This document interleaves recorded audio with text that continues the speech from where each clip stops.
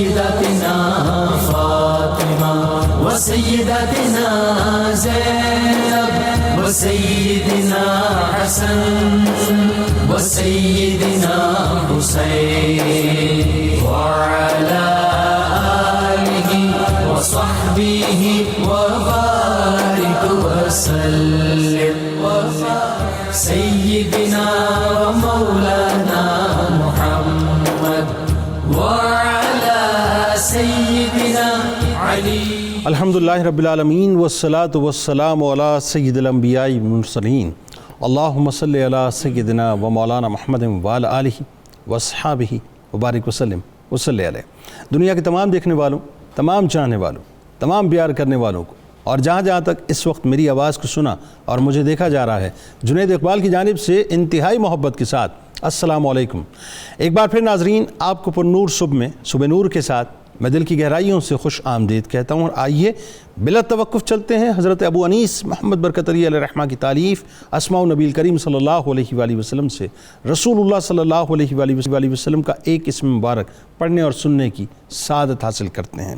سیدنا المتوکل صلی اللہ علیہ وآلہ وسلم، ہمارے سردار، اللہ تعالیٰ کی ذات پر بھروسہ رکھنے والے، درود و سلام بھیجے اللہ آپ صلی اللہ علیہ وآلہ وسلم پر، آپ صلی اللہ علیہ وآلہ وسلم کے آل پاک اور صحابہ کرام رضوان اللہ تعالیٰ علیہم اجمعین پر.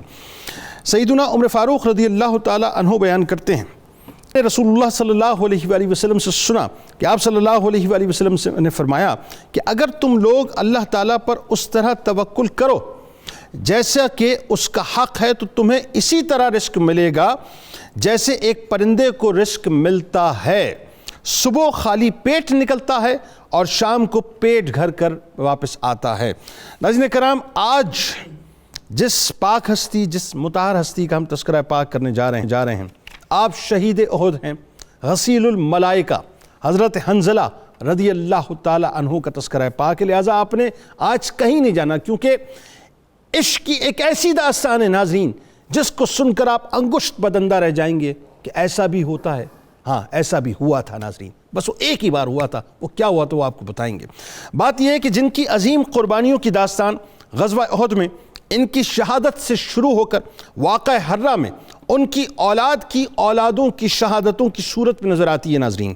یعنی عشق مصطفیٰ صلی اللہ علیہ وآلہ وسلم ہی ایک ایسی عظیم، لازوال، بیش قیمت اور بے بہا دولت ہے ناظرین کہ جس کو دوام ہی دوام ہے. یہ دولت جسے عطا ہو جائے دنیا میں تو ممتاز ہو ہی جاتا ہے ناظرین، لیکن آخرت میں بھی وہ سرخرو ہو جایا کرتا ہے کہ ایک مسلمان کا حقیقی سرمایہ سرکار مدینہ صلی اللہ علیہ وآلہ وسلم کا عشق ہی تو ہے کہ اگر کوئی دل عشق نبی صلی اللہ علیہ وآلہ وسلم سے خالی ہو تو وہ دل کہلانے کا مستحق نہیں. کیونکہ ایمان کا کامل ہونے کا پیمانہ ہی یہی ہے کہ دل اگر اسلام ہے تو دھڑکن عشق مصطفیٰ صلی اللہ علیہ وآلہ وسلم ہے. کہ تم میں سے کوئی شخص اس وقت تک کامل مومن نہیں ہو سکتا جب تک کہ میں اس کے نزدیک اس کی ذات سے، اس کے والدین سے، اس کی اولاد سے اور تمام لوگوں سے زیادہ محبوب نہ ہو جاؤں. پھر یہ عشق رسول صلی اللہ علیہ وآلہ وسلم ناظرین جس وجود کے ساتھ مل جایا کرتا ہے، میرے ساتھ رہیے گا کیونکہ یہ عشق کی باتیں اور سرکار کے عشق کی باتیں ہیں، کہ یہ عشق جس وجود کے ساتھ مل جایا کرتا ہے اس فانی وجود کو بھی بقا کی دولت سے مالا مال کر دیا کرتا ہے. پھر اس عاشق صادق رسول اللہ صلی اللہ علیہ وآلہ وسلم کے تذکرے یعنی زمین و آسمان میں ہمیشہ کے لیے باقی رہ جاتے ہیں کہ اسی عشق رسول صلی اللہ علیہ وآلہ وسلم کو صحابہ کرام نے پا لیا تھا. یہی عشق انہیں سفلی زندگی سے اٹھا کر اخروی زندگی کے آسمانوں کی بلندیوں پر لے گیا کہ ستاروں کی مانند چمکنے کا خطاب دربار رسالت مآب صلی اللہ علیہ وآلہ وسلم سے پا لیا. ان میں سے ہر ایک ہادی بن گیا. پھر یہ ارشاد ہوا کہ ان میں سے جس کی بھی پیروی کرو گے فلاح پا جاؤ گے. اور یہ میرے رب کی شان ہے ناظرین کہ وہ مردوں سے زندوں کو پیدا کیا کرتا ہے. یہ اس کی مشیت ہے کہ وہ برے لوگوں میں سے اچھے اور نہایت قیمتی انسان بھی پیدا کر دیا کرتا ہے. وہ کہیں نوح علیہ السلام کے یہاں کنان پیدا کرتا ہے تو کہیں فرعون کے دربار میں موسیٰ علیہ السلام کی پرورش کرواتا فرماتا ہے۔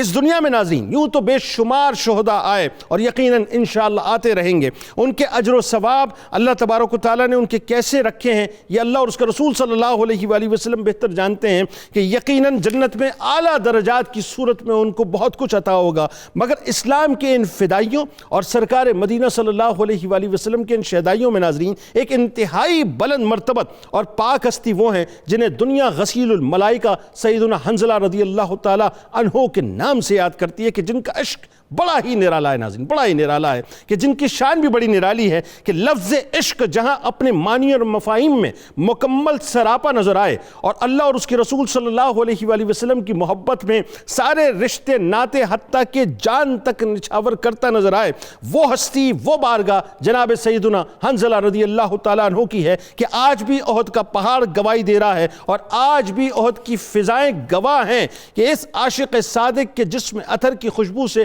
وہ مکمل طور پہ مہک رہی ہیں، کہ آج بھی احد کی سرزمین اس نورانی منظر کی نورانیت کو اپنے اندر مکمل طور پہ سموئے ہوئے ہے، کہ آپ رضی اللہ تعالیٰ عنہ وہ مبارک اور پاک ہستی ہیں جن کو کسی انسان نے نہیں ناظرین، کسی انسان نے نہیں بلکہ آسمانوں سے اترنے والے فرشتوں کی جماعت نے غسل دیا تھا۔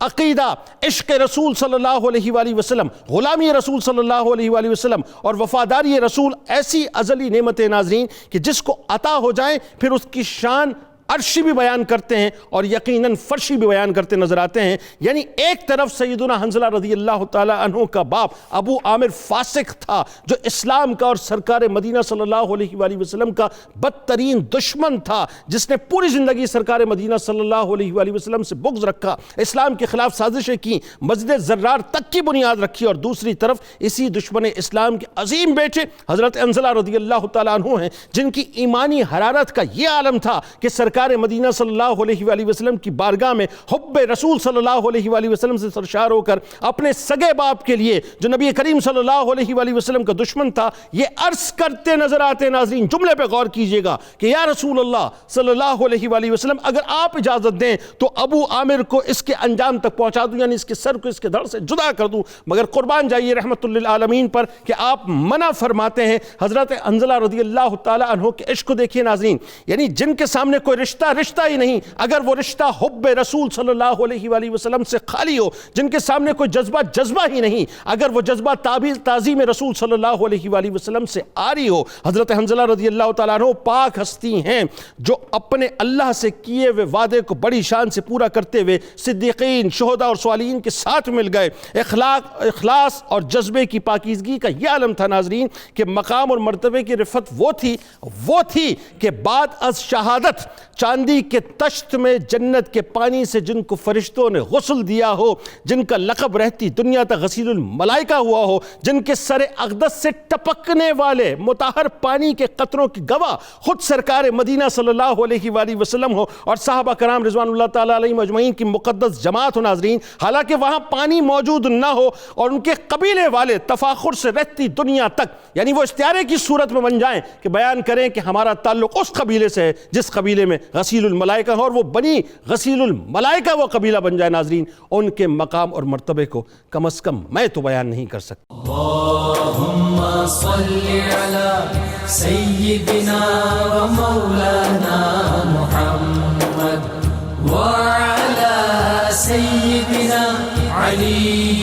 و سیدتنا فاطمہ و سیدتنا زینب و سیدنا حسن و سیدنا حسین وعلى آله وصحبه وبارك وسلم اللهم صل على سيدنا ومولانا محمد وعلى سيدنا علي وسيدتنا فاطمة وسيدتنا زينب وسيدنا حسن وسيدنا حسين وعلى آله وصحبه وبارك وسلم۔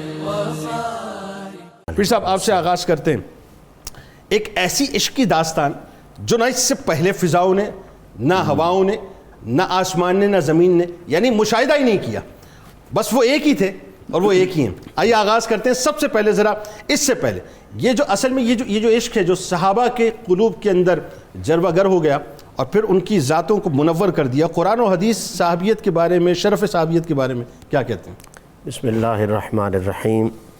جنید اقبال بھائی بہت شکریہ، آپ نے بڑا خوبصورت تعارف بھی کروایا اور پھر بہت خوبصورت آغاز بھی سوال کے حوالے سے کر دیا۔ جزاک اللہ۔ بلا شبہ اس میں کوئی شک نہیں ہے کہ اللہ کریم نے اپنی مخلوق میں سے بندوں کا انتخاب کیا ہے اور ان منتخب شدہ بندوں کو اعلیٰ ترین عزتوں سے سرفراز فرمایا ہے۔ سبحان اللہ۔ اس میں بھی کوئی شک نہیں ہے کہ سب سے افضل ترین جماعت جو اللہ تعالیٰ نے تخلیق فرمائی ہے وہ انبیاء اور رسل کی جماعت ہے۔ انبیاء اور رسل کی جماعتوں کے بعد دو ایسی جماعتیں جن کا نہ کائنات میں مثل مل سکتا ہے نہ مثال مل سکتی ہے، وہ جماعتیں ہیں، ایک جماعت حضور کی اہل بیت اطہار کی جماعت ہے اللہ، اور ایک جماعت آقا کریم صلی اللہ تعالیٰ علیہ وآلہ وسلم کے اصحاب کی جماعت۔ سبحان اللہ، سبحان۔ صحابیت کا شرف، صحابیت والی عزت، یہ ایسی عزت ہے کہ جس کے ساتھ کوئی بڑے سے بڑی عزت بھی مقابلہ ہی نہیں کر سکتا۔ اللہ، بلا شبہ ولی کا لفظ ہم بڑے آسانی سے استعمال کرتے ہیں اور اس کا معنی یہ ہوتا ہے اللہ کا دوست، ولی اللہ۔ تو اللہ کا دوست ہونا یہ بہت بڑا شرف ہے۔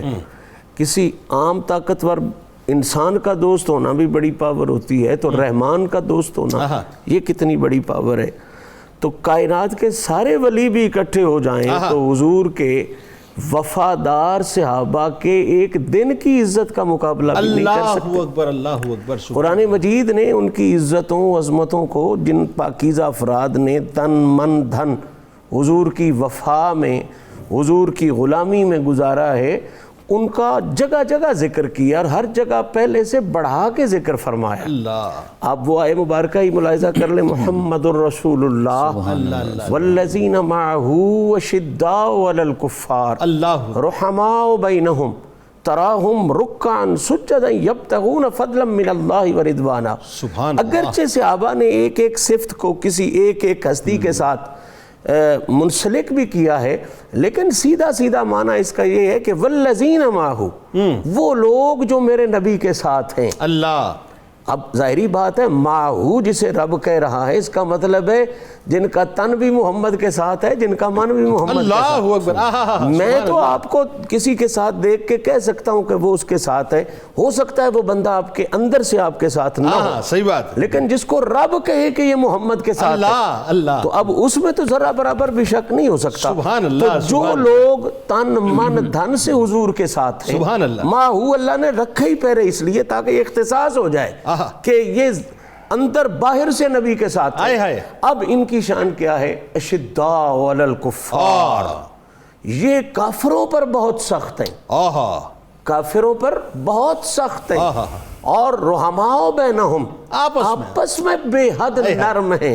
اس کو اگر ایک اور پہلو سے دیکھا جائے تو یوں بھی اس کا مفہوم لیا جا سکتا ہے، اشداء کا مطلب سخت ہوتا ہے اور رحماء رحم سے ہے، پیار سے ہے، تو یوں کہہ دیا جائے تو قطعاً یہ کوئی اصل سے دوری نہیں ہے کہ یہ وہ ہیں کہ کافر ان سے وفا نہیں کر سکتے، رحماء بینہم، قیامت تک آنے والے مومن ان سے دغا نہیں کر سکتے۔ ہائے ہائے ہائے ہائے بھائی، سبحان اللہ، کیا اچھی بات کہی آپ نے، واہ واہ واہ، یہ ان کی عزت ہے حضور کے وفاداروں کی، کیا اچھی بات ہے۔ اب آگے رحماء بینہم، اب یہ چیزیں بیان کر کے ان کی جو معاشرتی زندگی ہے اس کو کھول دیا کہ یہ کسی صورت میں رسول اللہ کے دشمنوں سے تعلق نہیں بنائیں گے۔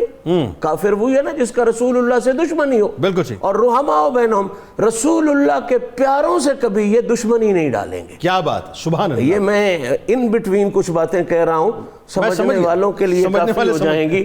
تراہم رکعا سجدا یبتغون فضلا من اللہ ورضوانا. صاحبان ذی وقار اور میرے سامعین ناظرین اس جملے پر غور کریں تو یہ وہ تعارف ہے صحابہ کا جو رب کروا رہا ہے کہ تو انہیں جب بھی دیکھے گا یا حالت رکوع میں دیکھے گا یا حالت سجدہ میں دیکھے گا. اور اگلی جو مہربانی فرمایا لوگ رکوع اور سجدہ اور بھی کریں گے, کثرت سے رکوع سجدے کرنے والے اور بھی ہوں گے, لیکن کوئی دکھاوے کے لیے کر رہا ہوگا, کوئی مولوی بننے کے لیے کر رہا ہوگا, کوئی پیر بننے کے لیے کر رہا ہوگا. یہ جو محمد کے وفادار ہیں ان کی شان یہ ہے یبتغون فضلا من اللہ ورضوانا. یہ جو بھی کرتے ہیں ان کے سامنے حرص نہیں ہوتی, ریا نہیں ہوتی, ہر حال میں اللہ کی رضا ہوتی. سبحان اللہ. بات آگے بڑھاتے ہیں. ڈاکٹر صاحب کیا کمال ابتدائی گفتگو پیر صاحب نے فرمائی. وہی بات ہے کہ صحابہ کی مثال تو ظاہر ہے وہ اس طرح سے ہے نا کہ تم اگر احد کے پہاڑ کو سونے کے برابر بھی جو ہے مطلب خیرات کیوں نہ کرو, صحابہ کا ایک مد جو ہے اس کے برابر نہیں, بلکہ وہ ہے نا کہ وہ گھوڑوں کی سموں سے لگی ہوئی جو خاک ہے وہ جو جھڑ جائے اس کے برابر بھی جو ہے بڑے سے بڑا ولی ہو نہیں سکتا, کیونکہ ظاہر ہے مقام ہی کچھ اور ہے. اچھا اب آتے ہیں اس عاشق کی بارگاہ میں. مطلب پہلے ان کا خاندانی پس منظر بتائیے. حضرت حنظلہ رضی اللہ تعالیٰ عنہ کا جو غسیل الملائکہ ہیں, اور خاص طور پہ جو آپ کے والد کی اسلام دشمنی تھی, اس حوالے سے ذرا لوگوں کو بتائیں. بسم اللہ الرحمن الرحیم. جنید بھائی گزارش یہ ہے جس طرح قبلہ پیر صاحب نے ارشاد فرمایا کہ صحابہ کرام ہوں یا اہل بیت اطہار ہوں یہ اللہ کا انتخاب ہے. جب اللہ کا انتخاب ہے تو پھر ہمیں سر جھکا دینا چاہیے, وہاں تو بعض کی کوئی حاجت ہی باقی نہیں رہ جاتی نا. اللہ نے انہیں منتخب فرمایا. قبلہ گزارش یہ ہے کہ حضرت سیدنا حنظلہ رضی اللہ تعالیٰ عنہ کا تعلق جو ہے وہ مدینہ کے مشہور جو قبیلہ اوس ہے اس کے ساتھ تھا, اور ان کے والد گرامی جن کا نام ابو عامر تھا, اور تاریخ کی ساری معتبر کتابوں میں ان کا تعارف یہ لکھا ہے کہ اس وقت وہ اتنے زاہد اور عبادت گزار تھے کہ زمانہ انہیں راہب کے لقب سے یاد کرتا تھا. جس طرح قبلہ پیر صاحب نے ارشاد فرمایا کہ رکوع سجدے میں تو بڑے لوگ نظر آئیں گے لیکن مقصود اپنا اپنا ہے. تو یہاں بھی یہ عبادت میں اور ریاضت میں اور سجدوں میں تو یہ بھی نظر آتے تھے, اور بلکہ رہبانیت اختیار کر لی تھی. رہبانیت اختیار کر لی تھی, بلکہ یہ طریق میں لفظ لکھے ہیں کہ ما کان فی الاوس والخزرج رجل اوصف لمحمد صلی اللہ علیہ وسلم من ابن عامر, کہ یہ ان کے جو والد محترم ہے نا جی ابو عامر جو ہیں, ان سے زیادہ اوس اور خزرج میں کوئی بھی بندہ رسول اللہ کے اوصاف زیادہ جاننے والا نہیں تھا. جاننے والے سب سے زیادہ تھے اور بیان بھی فرمایا کرتے تھے. یہود کی کتب سے مطالعہ کر کے نبی آخر الزمان کے اوصاف بھی بیان فرمایا کرتے تھے. پھر انہوں نے حنیفیت کو, دین حنیفیت کو اختیار کر لیا. ان کا دعویٰ یہ تھا کہ انا علی الحنیفیہ فاقام مترہبا, جس کی طرف آپ نے اشارہ کیا, وہ راہب بن گئے, اور خاص اس لباس کی کیفیت میں ہر وقت رہا کرتے تھے جو راہبوں کا لباس ہوتا ہے. لیکن اب دیکھیں جب تقدیر غالب آ جاتی ہے, اللہ کا انتخاب نہیں ہوا, اوصاف تو رسول اللہ کے سب سے زیادہ جاننے والے تھے. فلما قادم رسول اللہ صلی اللہ علیہ وسلم المدینہ حسدا و بغا و نافقا, جب وقت آیا اپنی محبت کا اظہار کرنے کا اور ان اوصاف پہ ایمان لانے کا, تو پھر حسد غالب آ گیا, پھر نافرمانی ہو گئی, پھر منافقت ہو گئی. جب منافقت ہو گئی پھر رسول اللہ صلی اللہ علیہ وسلم نے تو تعلیم دینی تھی, آپ نے تو تبلیغ کرنی تھی, آپ تو چاہتے تھے سارا زمانہ ہی ہدایت یافتہ ہو جائے. پھر میرے رب نے آپ کے دل کو تسلی دینے کے لیے کہا آپ پریشان نہ ہوں, جسے میں چاہتا ہوں اسے ہدایت دیتا ہوں. اس کا مطلب صرف یہ ہے کہ جو رسول اللہ صلی اللہ علیہ وسلم کے ساتھ منافقت کرے گا, بغض رکھے گا, حسد کرے گا, میرا رب پھر اسے ہدایت کے رستے سے دور کر دیتا ہے. اچھا عبداللہ ابن ابی اور یہ ابو عامر فاسق, یہ فاسق جو ہے یہ بھی میرے سرکار نے فرمایا تھا نا کہ یہ فاسق ابو عامر ہے. میں وہی عرض کر رہا ہوں کہ میرے آقا صلی اللہ علیہ وسلم سے ان کا مکالمہ ہوا. وہ دو جملے میں بطور خاص گزارش کرنا چاہوں گا. تو میرے آقا صلی اللہ علیہ وسلم نے جب تعلیم دی تو وہ کہنے لگا آپ کون سا دین لے کر آئے ہیں؟ آپ نے فرمایا دین حنیف لے کر آیا ہوں. تو آپ نے ارشاد میں تم کس دین پہ ہو؟ کہنے لگا میں بھی دین حنیف پہ ہوں. تو پھر میرے آقا نے ارشاد میں کلمہ کیوں نہیں پڑھتے؟ تو اس نے کہا یا محمد انت تخلط الحنیفیہ بغیرہا, کہ محمد صلی اللہ علیہ وسلم آپ نے کچھ اور چیزیں شامل کر لی ہیں جو دین حنیف میں نہیں تھی. میرے آقا نے بڑا واضح جملہ ارشاد فرمایا, آپ نے فرمایا یاد رکھو اتیت بہا بیضاء نقیۃ, میں جو دین لے کر آیا ہوں بالکل واضح ہے, صاف ستھرا ہے اور اس پہ کوئی داغ نہیں ہے. میرے رب نے جو عطا فرمایا وہ لے کر آیا ہوں. لیکن جب اس نے تسلیم نہ کیا اور اس نے میرے آقا صلی اللہ علیہ وسلم کی طرف جھوٹ کی نسبت کی. اب ایک روایت میں یہ آتا ہے کہ یہ جملہ رسول اللہ نے بولا تو اس نے آمین کہا, دوسری روایت میں آتا ہے کہ اس نے بولا تو رسول اللہ نے آمین کہا. جملہ یہ تھا کہ الکاذب اماتہ اللہ تریدا وحیدا, کہ جو جھوٹا ہے نا, استغفر اللہ, میرا آقا تو صادق ہے, اصدق ہیں, اور آپ نے ارشاد سنا جو جھوٹا ہے نا اس کی موت ایسے ہوگی کہ دیار غیر میں ہوگا, پردیس میں ہوگا, غربت میں, تنہائی میں. تو آمین کہا گیا. جس جانب سے جملہ تھا دوسرے فریق نے آمین کہا. پھر روایات اس پہ شاہد ہیں کہ میرے آقا صلی اللہ علیہ وسلم کی دشمنی میں اس نے مدینہ چھوڑا, وہ مکہ چلا گیا, پھر احد میں ان کے ساتھ آیا, جناب ابو سفیان اس وقت دوسری صف میں شامل تھے, ان کے ساتھ آیا, وہاں آ کے مقابلہ کیا, اور پھر جب فتح نہ ہوئی اور مکہ فتح ہو گیا تو پھر مکہ چھوڑ کے وہ کیسر روم کے پاس چلا گیا, اور پھر کیسر گڑھا کھودنے کی سازش بھی اسی نے, وہ احد میں گڑھا کھودنے کی سازش ہے جی. اور جو آپ نے ابتدا میں فرمایا مسجد زرار کی طرف بھی اس کی شرارت تھی, اور جناب ابو سفیان جو اس وقت قریش کے سردار تھے, حضرت حنظلہ نکلے, جو آپ نے اشارہ کیا نا کہ ان کے والد جو ہیں وہ فاسق کے لقب سے, اور اس کی وجہ یہ تھی کہ زمانہ انہیں راہب کہتا تھا. میرا آقا نے ارشاد فرمایا اگر تم میری رسالت کو تسلیم نہیں کر سکے تو تم راہب کے کہلوانے کے حقدار نہیں, تم فاسق ہو. اب قیامت تک ان کے بیٹے کو زمانہ تقی کہتا رہے گا, اور والد محترم جو ہیں وہ فاسق کے لقب سے مشہور ہوں گے. یخرج الحی من المیت, اس آیت کا مصداق ہے میرا رب چاہے کسی مردہ ضمیر سے ایسے انسان کو پیدا فرما دیتا ہے کہ جو غسیل الملائکہ بن جائے. بالکل. اس میں ایک اہم ترین بات ہے, میرا خیال ہے وہ بھی ساتھ ساتھ لوگوں کو جانی چاہیے, کہ آج کے دور میں تھوڑا سا لوگوں کو بات سمجھ آ جائے گی.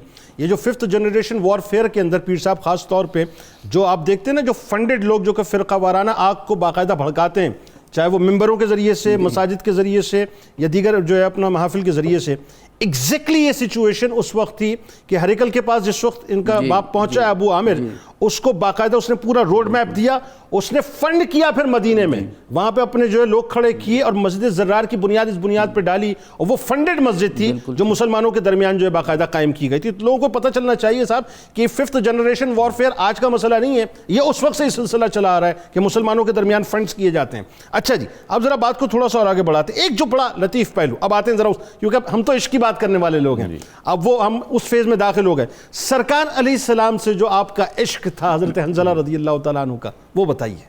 بسم اللہ الرحمن الرحیم. جنید بھائی بہت شکریہ. جنید بھائی, قرآن مجید میں سورہ بقرہ کی 285 نمبر آیت میں اللہ جل شانہ نے اہل ایمان کی ایک بڑی خوبصورت صفت بیان فرمائی. فرمایا وَقَالُوا سَمِعْنَا وَأَطَعْنَا, وہ یہ کہتے ہیں کہ ہم نے سنا اور ہم نے اطاعت کی. اللہ, یہ سمعنا اور اطعنا میں ایک لمحے کی جدائی بھی جس نے نہیں دی اسے حنظلہ غسیل الملائکہ کہتے ہیں رضی اللہ تعالیٰ. جس وقت انہوں نے یہ اعلان جہاد سنا ہے, یہ وہ واحد شخصیت ہیں جن کے ساتھ یہ سارا معاملہ ہوا ہے.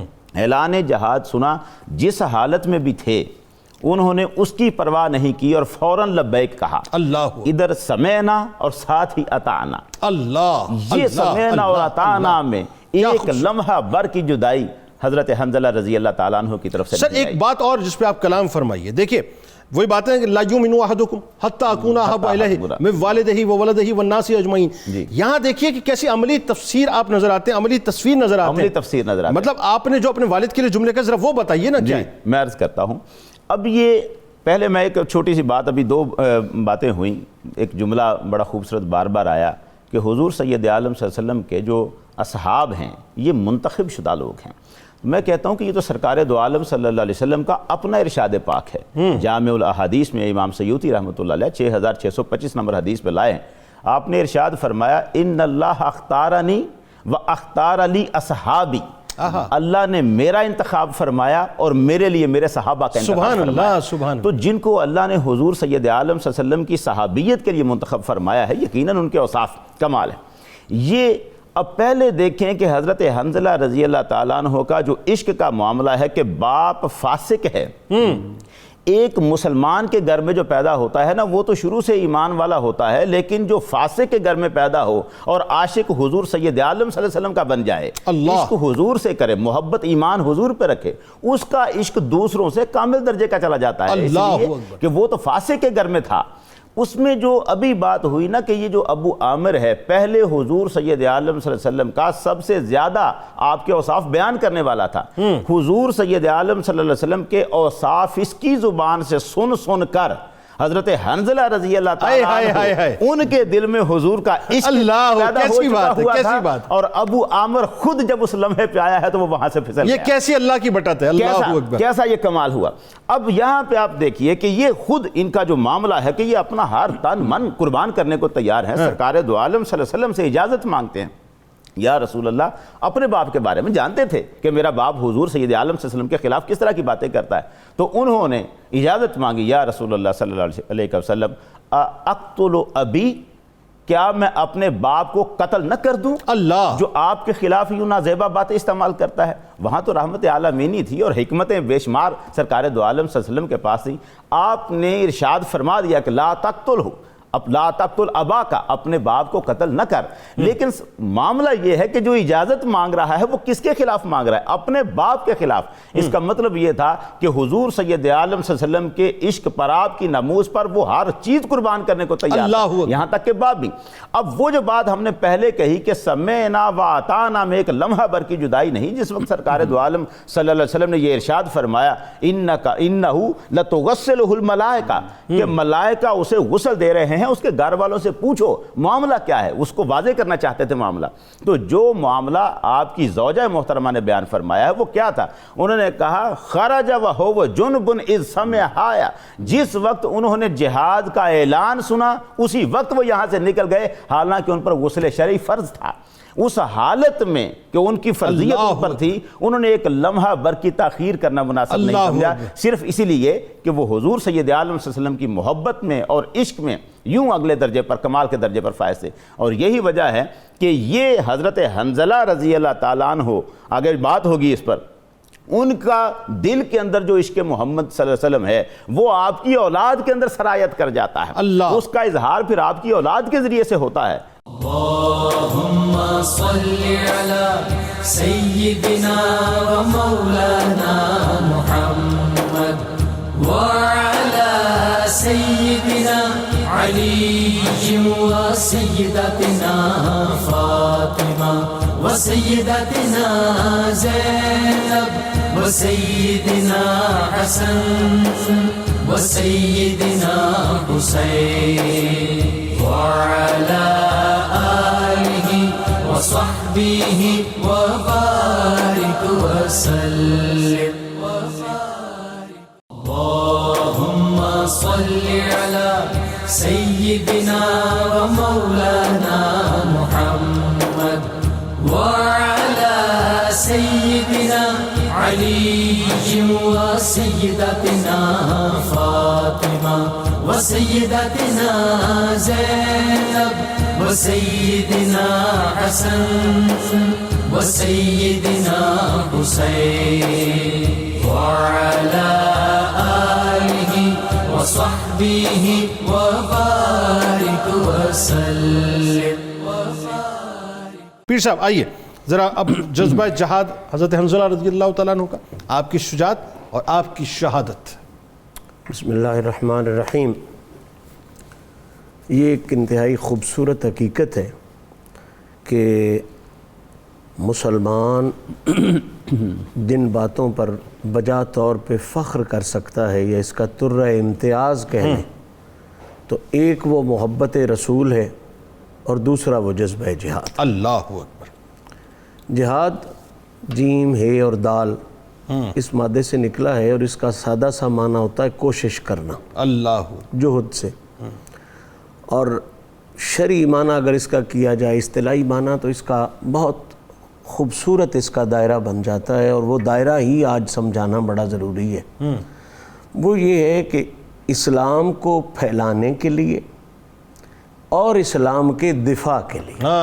بہت اچھی بات آپ کر رہے ہیں. اسلام کو پھیلانے کے لیے اور اسلام کے دفاع کے لیے خلوص دل کے ساتھ قیادت کی رہنمائی میں بہت اچھی بات کوشش کرنا, اس کا نام جہاد ہے. سبحان اللہ, بہت اچھا. اب اگر اسی تعریف پر غور کر لیا جائے تو سارے معاملات, یہ جو نام نہاد جہادی تنظیمیں بن گئی ہیں اور نام نہاد یہ فساد کا ایک سلسلہ شروع ہو گیا ہے, یہ ختم ہو جاتا ہے۔ نبی کریم علیہ الصلوۃ والتسلیم پر اترنے والے کلام پاک میں جو جہاد کا تعارف اور تعریف کی گئی ہے وہ یہی ہے، اور جو اس طرح جہاد کیا جائے اس کی شان بے انتہا ہے۔ سبحان اللہ۔ قرآن مجید فرماتا ہے کہ وجاہدوا فی اللہ حق جہادہ هو اجتباکم، تم جو صحیح معنوں میں حق جہاد ہے اس کو ادا کرتے ہوئے اگر جہاد کرو گے هو اجتباکم، تو اللہ کریم تمہیں منتخب فرما لے، اللہ، تم سلیکٹڈ لوگوں میں سے ہو جاؤ۔ اللہ اللہ۔ جسے جہان منتخب کرے وہ بڑا پاورفل ہو جاتا ہے، تو جسے رحمان منتخب، اللہ اکبر، اللہ اکبر، اس کی شان کیا ہو جائے گی۔ سبحان اللہ۔ اسی طرح فرمایا الذین آمنوا وہاجروا وجاہدوا فی سبیل اللہ اعظم درجۃ عند اللہ واولئک هم الفائزون، ان کا عام درجہ نہیں ہے، بلند درجہ ہے، کامیاب ہے۔ حضرت حنظلہ رضی اللہ تعالیٰ عنہ کا جذبہ جہاد دیکھیں کہ جہاد کا اعلان ہوا ہے، اللہ اکبر، اور جو ہی یہ اعلان جہاد ان کے کان میں پڑا ہے انہوں نے ایک لمحہ کے لیے تیاری کے لیے بھی نہیں لیا۔ اللہ اللہ، شوق کا وہ عالم ہے، جبکہ لے سکتے تھے تیاری کے لیے، بالکل اجازت تھی، بلکہ کہنے والے نے کہا بھی ہے کہ جہاد پر تو صبح نکلنا ہے، صبح نکلنا ہے، آپ آدھی رات کو کیوں نکل رہے ہو؟ تو اس نے کہا کہیں ایسا نہ ہو کہ میں پیچھے رہ جاؤں۔ اللہ، جہاد کا وہ شوق تھا، وہ جذبہ تھا، اور ظاہری بات ہے پھر جہاد بھی رسول اللہ کی سنگت میں، اس کا تو حسن ہی وراء الورا تھا۔ تو جناب حنظلہ نے ایک لمحہ تیاری کے لیے بھی نہیں لیا۔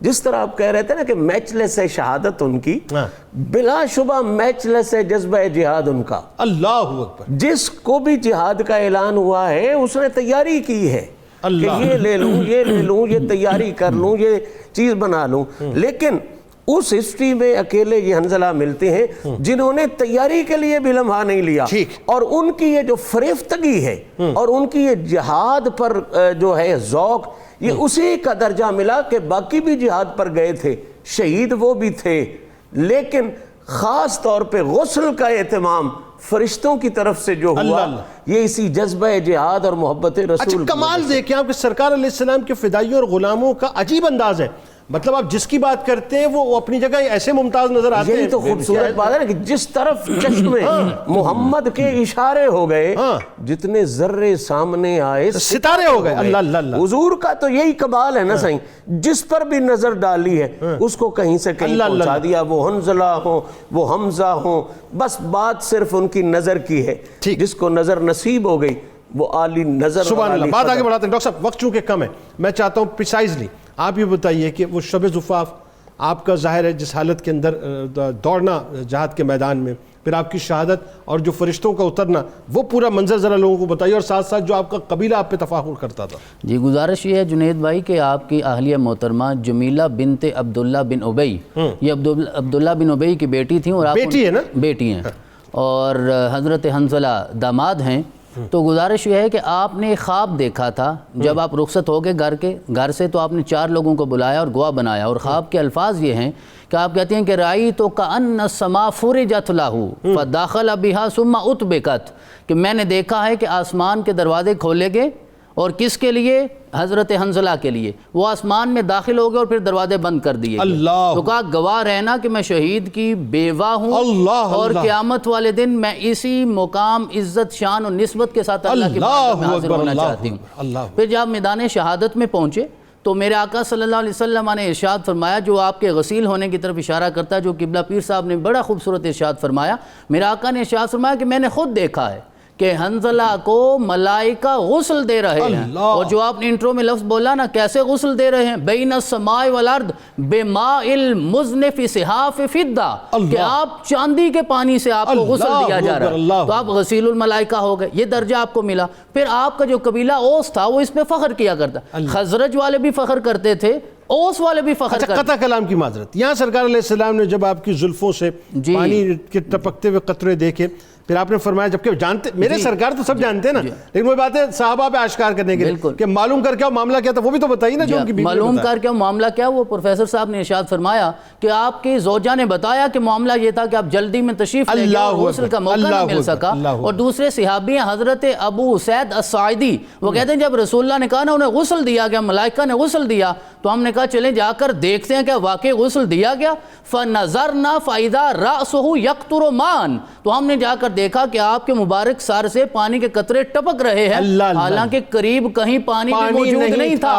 اور یہ تصدیق ہو گئی سرور کائنات صلی اللہ علیہ وسلم کی ارشاد گرامی کی. اور پھر سوال یہ اٹھا کہ آخر غسل کیوں دیا گیا؟ شہید کو تو غسل دیا ہی نہیں جاتا، بلکہ ایک حدیث میں، بخاری کی حدیث میں، میرے آقا نے ان سارے شہداء کی طرف اشارہ کر کے کہا کہ انہیں یوں ہی دفن کر دو، وَلَمْ يُغَسَّلُوا، لیکن انہیں کیوں دیا گیا؟ کہتے ہیں وَقَفَا بِهَذَا شَرَفًا وَمَنزِلَةً عِنْدَ اللَّهِ يَوْمَ الْقِيَامَةِ، کہ یہ آپ کا شرف اور عزت ہے جو قبلہ پیر صاحب نے فرمایا جذبہ جہاد کی وجہ سے میرے رب نے یہ مقام عطا فرمایا. پھر آپ کے سارے خاندان کو آج تک بنو غسیل الملائکہ کہا جاتا ہے اسی عزت کی وجہ سے. اور اوس بھی فخر کرتے تھے اور خزرج والے بھی کرتے تھے.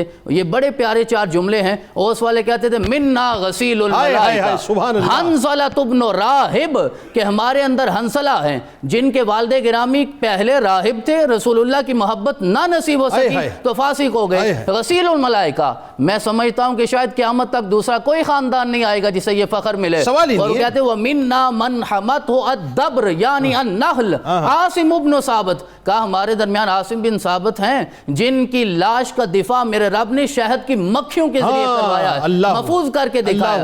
وَمِنَّا مَنْ اهْتَزَّ لَهُ عرش الرحمن سعد بن معاذ، کہ ہمارے درمیان وہ بھی ہے جس کی موت سے اللہ کا عرش 70,000 فرشتے، 70,000 فرشتے سعد بن معاذ. اور کہا ہمارے درمیان وہ خزیمہ بھی ہے، من عدلت شہادت بشہادت رجلین، جس ایک کی گواہی 2 گواہیوں کے برابر ہے. اور وہ گواہی رسول اللہ کے سودے پہ انہوں نے دی تھی جو گھوڑے کا تھا. میرا آقا نے ارشاد میں تم وہاں موجود تو نہیں تھے، کہنے لگے آقا یہ تو گھوڑے کا سودا ہے، ہم تو اس کے بھی گواہ ہیں جس کو ہم نے دیکھا نہیں بلکہ آپ کے سوا کسی نے دیکھا نہیں. اللهم صل على سيدنا ومولانا محمد وعلى سيدنا علي وسيدتنا فاطمة وسيدتنا زينب وسيدنا حسن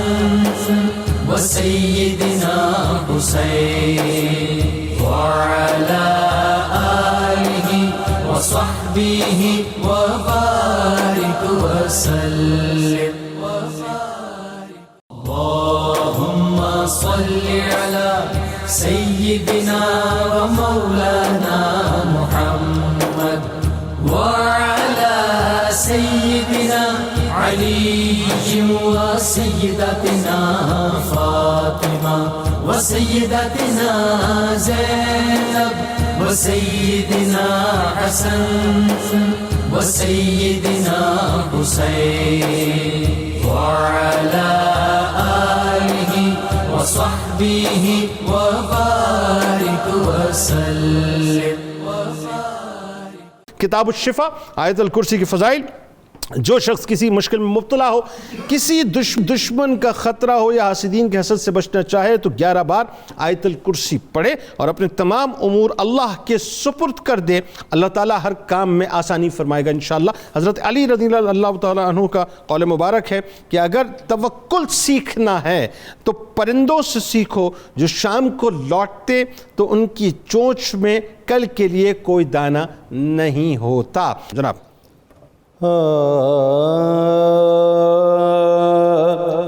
کھینچ لائی جب نبی کی ان کو الفت احد میں،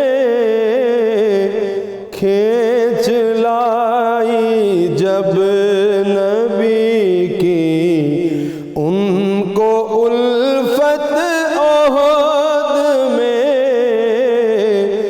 حنظلہ نے خوب دکھلائی شجاعت احد میں، کھینچ لائی جب نبی کی، ان کا جذبہ دیکھتے تھے خلد سے حور و ملک،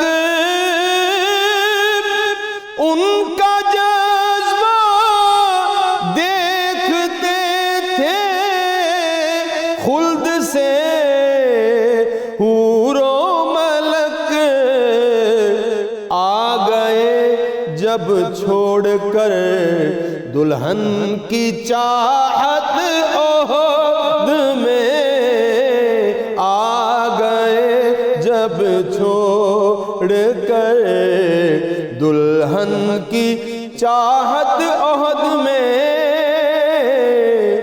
غسل ان کے جسم اطہر کو فرشتوں نے دیا، غسل ان کے جسم اطہر کو فرشتوں نے دیا، دیپ پہ لڑتے جب ملی ان کو شہادت عہد میں، دیپ پہ لڑتے جب ملی ان کو شہادت عہد میں، اور حنظلہ حق دین کا یوں کر گئے ساجد ادا، حنظلہ حق دین کا یوں کر گئے ساجد ادا، کہ قرب مولا کی ملی ان کو سعادت عہد میں، قرب مولا کی ملی ان کو سعادت عہد میں، کھینچ لائی جب نبی کی ان کو الفت عہد میں، اللهم صل على سيدنا ومولانا محمد وعلى سيدنا علي وسيدتنا فاطمة وسيدتنا زينب وسيدنا حسن وسيدنا حسين وعلى آله وصحبه وبارك وسلم.